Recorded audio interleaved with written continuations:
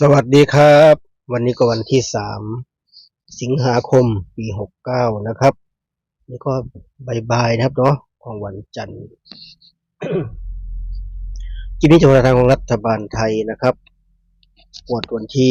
16 สิงหาคมปี 69นะครับเนาะคลิปนี้เป็นของรัฐบาลไทยเนาะขอฮานอยขอตำราลงให้แล้วนะครับเนาะลงให้แล้วใครยังไม่เห็นก็เข้าไปกดค้นหาได้เลยเนาะกดตรงรูปเบาธนาคารซ้ายมือด้านล่างกับน้อยเล็กๆก็เป็นคนดูในช่องได้เลยใครมีขอตำราขอฮานอยนะครับชุดนี้เป็นของรัฐบาลไทยนะครับให้ของรัฐบาลไทยให้เป็นแนวทางครับเนาะคลิปแรกในช่องเบาสารคามในทางรัฐบาลไทยของงวดใหม่ที่จะถึงครับเนาะวันที่16 สิงหาคมปี 69นะครับคลิปนี้เป็นของคุณลุงใจดีนะครับมาเร็วทันใจมากเลยนะคุณลุงใจดีก็ขอบคุณคุณลุงใจดีนะครับในทางยินดีในประเด็นที่ทางช่องนะครับเนาะคุณลุงใจดีงวดที่แล้วแกเสียดายยังไม่หายวันนี้แกเอาคืนนะเนาะแกจะเอาคืนก็เป็นกำลังใจให้นะครับเนาะสำหรับคนที่ไม่ถูกหวยครับเนาะทางคุณลุงจะดีเลขติดแม่นมากครับเนาะจับคู่เข้ามั่งแล้วก็เลขติด เลขวิ่งเดินดีครับเนาะก็ขอบคุณครูใจดีนะครับสำหรับของรัฐบาลไทยครับเนาะมาเร็วทันใจมากเลยวันนี้วันที่3ครับเนาะใจแกฉุนครับเนาะอุตส่าห์เด่นถูกเนาะแกเด่น7ถ้ายังดีวันที่แล้วแกจับคู่ให้ไม่ถูกครับเนาะวันนี้คาใจสงสัยจะคาใจนะครับก็ขอให้มีโชคมีลาภกลางวันนี้ขอให้แกจับคู่ถูกครับเนาะเสียดายแทนแกเหมือนกันแกก็ไม่วิ่งไม่รูดครับเนาะทำแกแล้วงบน้อยเจาะอย่างเดียวครับเนาะเจาะอย่างเดียวก็คนรัฐบาลไทยก็รับชมรับฟังได้ครับเนาะชอบก็ไปหยิบจับลอตเตอรี่นะครับเนาะว่าลงทุนตรงไหนก็แล้วแต่นะครับเนาะรับขอรัฐบาลไทยก็วันนี้ก็เหมือนเดิมนะครับเจอกันบ่ายๆครับเนาะมาดัดจิตสุดมันเช่นเคยก็คลิปพาน้องนนท์มาเที่ยวครับเนาะมาทำธุระที่ต่างจังหวัดแล้วก็ทำธุระเสร็จก่อนกลับบ้านก็แวะเที่ยวครับเนาะแวะปั่นจักรยานออกกำลังกายที่หนองประจักษ์ครับเนาะหนองประจักษ์ที่อุดรนะครับเนาะปั่นจักรยานออกกำลังกายเสร็จก่อนกลับบ้านก็เหมือนเดิมครับเนาะเจ้าเก่าเจ้าเดิมก็ต้องไปให้อาหารปลาก่อนอาหารนกก่อนนะครับเนาะที่นี่เป็นนกพิราบครับเนาะไม่ใช่นกพิราบนะนกพิราบนะคุณผิดนกพิราบไม่ใช่นกนางนวลนะครับ อาหารปลาอาหารนกไปในตัวครับเนาะกินได้ทั้ง2 อย่างเลยโยนลงน้ำปลาก็กินครับเนาะโยนข้างบนก็นกพิราบกินครับเนาะก็ได้ประโยชน์ทั้ง2 อย่างเลยก็ถือว่ามาเที่ยวก็ได้เดินทางเพลินในตัวเหมือนเดิมนะครับเหมือนทุกครั้งทุกคลิปจะได้ไม่เบื่อครับเนาะอยู่เป็นเพื่อนกันไปเหมือนเช่นเคย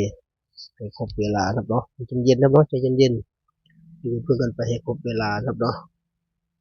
ไม่ต้องใจร้อนนะครับเนาะทำตามกฎเขานะครับถ้าไปทำตามกฎเขาก็อยู่เขาไม่ได้ครับเนาะคนทำ YouTube รู้ดีครับเนาะ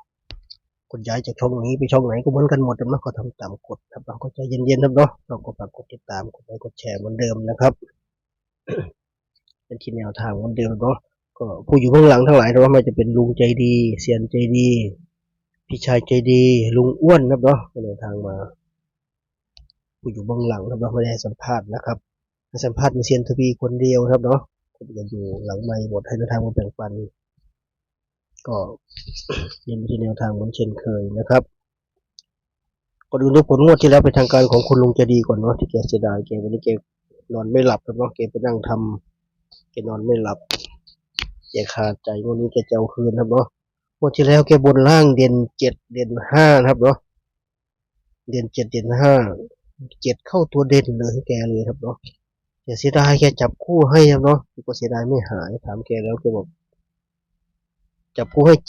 72 7851 5258 82จับคู่ให้7 คู่ครับเนาะคุณลุงแกดีแกเน้นที่หลัก7คือ72 คู่เดียวแกชอบครับเนาะเด่น7แกเน้นคู่เดียวคือหลัก7คือคู่เดียวคือ72เลยตามหลักถ้าเด่น7ถ้าจะเน้นสัก2 คู่เนาะแกเน้นคู่เดียวแล้วแกมั่นใจมากแล้วแกทบทวนแล้วทบทวนอีกครับเนาะแต่มันออกรัฐบาลไทยก็ออก79ครับเนาะ3 ตัวบนออก7ไป2 ตัวบนออก793 ตัวบนออก69นะครับเนาะ9มาทั้งบนทั้งล่างของงวดที่แล้วเนาะ7969เลย69ก็เรียกพศครับเนาะ 69เลขพศ ออกจริงๆด้วยเนาะถ้าใครได้ดูคลิปที่บ่าวสามลงคลิปของพี่ชายใจดีเนาะก็บอกว่า